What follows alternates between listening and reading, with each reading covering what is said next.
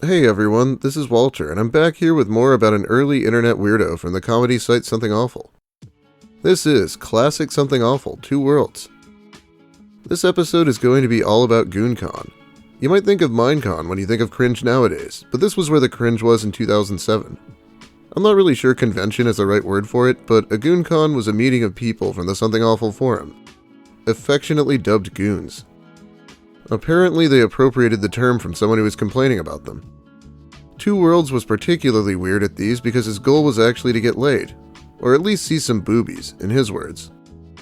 You must understand, when you read what I did in the very early hours of July 31st, that I was doing this to experience a greater high than I'd ever gotten before. Because that's all that lust is for me. It's an addiction. I take a few hits whenever a hot girl flirts with me, a few more whenever I see a little bit down a girl's shirt that I'm not supposed to see. I just need to feed the habit. And last Friday/Saturday, I was ready to take my first hit of the high-grade stuff. If porn was marijuana, I was about to inject prime, highest-quality China white cocaine directly into my veins. Get ready to kiss the sun and taste the motherfucking rainbow. It's a good thing he used an example he knows a lot about, like drugs. After a while, the goons told me it was time to start stuffing G-strings. They gave me about $20 in ones and told me to sit down at the stage. I sat. Right in front of me was the main stage, where a girl was alternating between swinging around like a coked-up chimpanzee on a pole and thrusting out her ass on this rotating platform thing.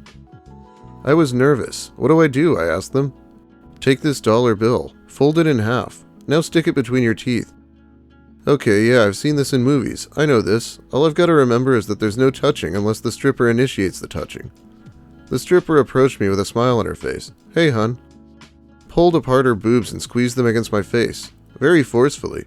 I hardly had a chance to register the fact that I had actually established physical contact with boobs for the first time in my life. The goons cheered and gave me another dollar bill and told me to put it in my mouth. A couple minutes later, the stripper approached again and grinned at me. She pulled down her thong just the slightest bit. Put it in here, babe. Holy crap. There was no way this could be real. This must be the House of M crossover, or a What If issue, or Assistant Editor's Month or something. At any rate, despite the jokes I had heard in the past, this stripper's crotch area smelled very nice, like powder. I grinned at the goons. I have vagina on my glasses. Wait, what did you say? Asked Defile. I said I have vagina on my glasses. What? You said you had vagina on your glasses. I said vagina. Dude, it's pronounced vagina. Apparently I pronounced the word for female genitalia vagina, and that became a running joke in the FYAD thread about my visit to the strip club. Yeah, content warning for adult content, I guess. But don't worry, he doesn't get laid or anything. We sat down at a table to catch our breath while a few other goons went to get some dances for themselves. The stripper from the, shelf, Raven, came over and started talking to me. We talked just small talk for a while. It was just the slightest bit awkward.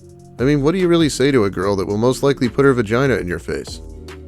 Then it was back to the stage for another dance. More boobs in the face, more stuffing G-strings. More being right up close to a vagina. At one point, the dancer put one leg on either side of my head and just thrusted. $1 bill later, she took the dollar out of my mouth. Let me put it somewhere else, she said, and laid it on my crotch, which was developing a noticeably uneven bulge. And took it, with her mouth. Now all the other strip club goers were cheering for me. Yeah, this shit was definitely bananas. Back at the table we were stationed at, Raven came over and started chatting me up again. Not being aggressive or pushy or anything, just asking stuff like what it's like to live in a small town, and would I ever want to live in New Orleans, that kind of stuff. She laughed when she found out that my fellow goons were buying most of the dances. Jargon asked her, hey, how much would it cost to go all the way?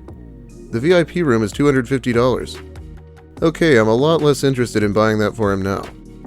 Raven, now sitting on my lap, moved her hand steadily downwards and said, now, it is $50 for a full contact dance. That means you can touch me wherever you want, just no penetration of any sort. Jargon thought for a minute and called Raven over. There was some whispering among them and some exchanging of some greenbacks. Raven went back over to me. Let's find a table a little further to the back. Your friends have decided they're going to spend a little more on you than they thought. I was getting a full contact dance. You're at the top of the food chain, man. Once you get out of Rala, you'll realize that. You can have anyone you want. Start acting like it. The goons went over to the DJ and requested a song for me to be played while I got my dance. Raven led me over to a secluded corner of the room, pulled off her thong. She was still wearing a smaller G-string underneath. Louisiana law is that strippers can't be dancing totally naked. Got on a box in front of me and started grinding down in front of my face. The music started playing. "Hey babe, this is your song," Raven said as she rubbed her whole body against my face. System of a Down started playing. I felt her boobs against my face, against my open lips. I felt her pierced nipples against my tongue. The song they're playing is Ariel's by System of a Down, presumably because his name is Ariel. So he's basically a big joke to these people right now, but he doesn't really care, because this is the greatest moment of his life. She got down from the box and straddled me. I felt her tongue against my earlobe as she started pumping against my crotch. I was starting to get into it. "Hey, do you like to be slapped in the butt a little?" "Go ahead, sweetie, just rub it real nice after you smack it." I gave her ass a firm smack. "Yeah, do it again. Smack. Oh god, yes, tell me how you want it, Ariel." "I want it, baby. I want to slap that arse." Smack. The goons giggled and pointed at me.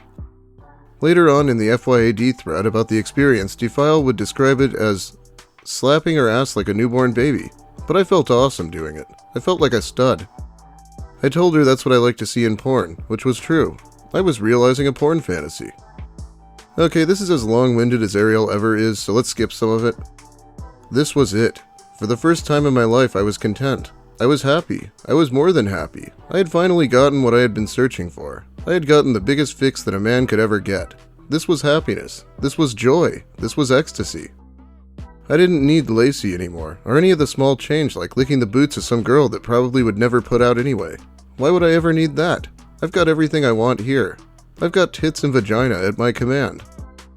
If I've got enough money, these women will provide for me. They will perform for me. It's like that part in Requiem for a Dream when the characters inject drugs for the first time. It's the greatest moment of their life. It's just full of so much happiness and laughter and joy. That's how I felt while Raven was grinding her vagina into my face. I felt like I was invincible, like I was the king of all I surveyed. Bow to me and know my wrath, for I have tamed the... How could anything that felt this good ever be wrong? There was no way. Pastor Camprath had been wrong when he said that strip clubs were sinful. He was mistaken. He was just confused. I had experienced it firsthand. It was hard to believe that before now I had been so nervous about strip clubs. It was almost funny. I was being such a dumbass about it. There's nothing to be scared of. There's only good times and girls that make you want to feel good in here. This man is 24 years old and he's so astounded that women will take off their clothes for money. Yeah, they'll do more than that. This is what religion does to some people. She tongue-kissed me one last time. You gotta learn to flick your tongue, like that. Do that when you're eating a girl's pussy out. She'll love that. See you later, sweetie. And left, with me feeling like I was St. George and I had slain 10 dragons at one time. I could only laugh along with the goons as they clapped me on the back and whooped and cheered. I think the next lap dance I'll get, I'd like a redhead. Do you have any redheads? Make sure the carpet matches the curtains, I said with a goofy grin. So anyway, I got a few more lap dances, with the goons paying for all of them. By the end, I only had to pay for about $20 in tips and 2 drinks. Never had to buy any of the strippers' drinks either. And yes, one of them was a redhead, who showed to me that she was, however, lacking in the hair down there department. But none of them were as intimate as Raven's. After I had gotten my fill and was all spent, we left, but not before we stopped to talk to Raven one last time. The goons and her got talking, and they gave her a slip of paper. Back outside, they told me what they had done. They gave her their room number. After work, she was going to try to come to the hotel, and we were going to go all the way. July 31st, 2005 would be the night I lost my virginity. In room 528 of the Royal Omni at Gooncon 2K5, it was only a matter of waiting for her to finish work. Now we play the waiting game. I'm not sure if they had asked this stripper to come to the room later or not, but they did tell Ariel that they did, so he was very excited. I would imagine the brute was taking over. So we sat in the FYAD Goons' room and talked about sex techniques and positions. We discussed the merits of the donkey punch, anal sex, cunnilingus, blowing your load on a girl's face, and other stratagems. Realizing the gravity of the moment, I asked that we all take a group picture. Ariel on the cusp of his deflowering. Ariel on the cusp of his deflowering is one of the funniest things I've ever heard in my life. Pretty soon I was dropping nuggets of comedy gold like, do I want a blowjob, and voted 5 for orgasm. Gekolio had to start writing down all my quotes and later on reproduce them in FYAD. Then I started asking questions about the actual structure and anatomy of a vagina. This led Giacolio to draw an actual diagram of a vagina on a pad of paper for me, which she scanned for FYID as well. I would have much rather preferred if she just pulled her panties down for me, but it didn't matter. I was going to fuck the shit out of a stripper in a matter of minutes. Minutes passed, and more minutes. Jargon went down to the lobby to wait for Raven. About 15 minutes later, he came back up. Bad news. One of the doormen told him about 10 minutes ago he had turned away at the door a woman who didn't have a room and was trying to get to one of the floors. Guess there would be no actual sex for me that night. Those quotes he was saying were all bastardized references from old Something Awful jokes. They were pretty cringy and outdated, even when he said them like 15 years ago. He's the kind of person who would say things like, "5 golden man babies for you, goon sir," when he upvoted a thread. I was really hoping I'd make it through my life without saying that sentence. Okay, there's one more story from Gooncon that I want to read before wrapping this up. This is Ariel in a normal club environment. Now, it just so happened that there were 2 girls dancing in the corner right next to me. As I danced to a house remix of the Eurythmics' Sweet Dreams Are Made of This, I love that song. Since it was so overcrowded, they were dancing less than an arm's length away. One of them, this pretty cute girl, kept giving me these brief glances, which I kept trying to return. I couldn't figure out whether she was trying to get my attention or not, and I was too afraid I'd get rejected to go up to her and dance with her or talk to her. This is a job for rum. So I went to the bar near that dance floor and got a shot of rum to bolster my Dutch courage. Jacob followed me there and I pointed out the girl and asked him for advice. "Just go dance with her, man," he told me. "Make eye contact with her. That's how she knows you're interested in her." I tried a few times, but every time the 2 girls were busy dancing with other guys.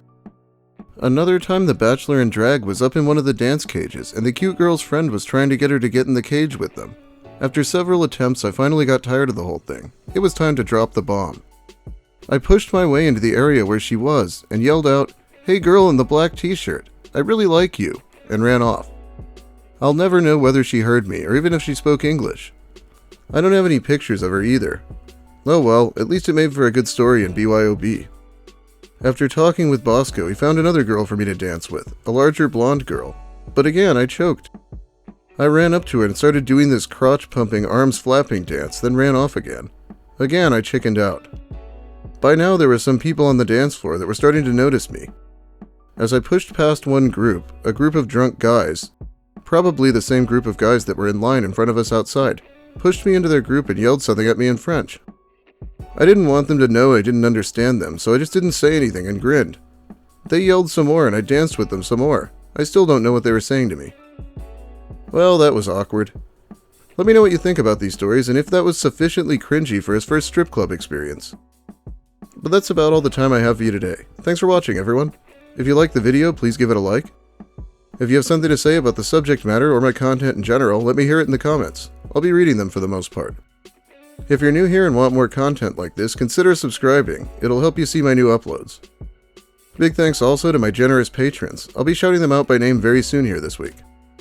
I do have a bit more material about Two Worlds, but not much more. Hopefully I can make another video, but we'll see. I also will probably be talking about St. Eliot in the near future. Have a great day, everyone, and don't get Vagina on your glasses.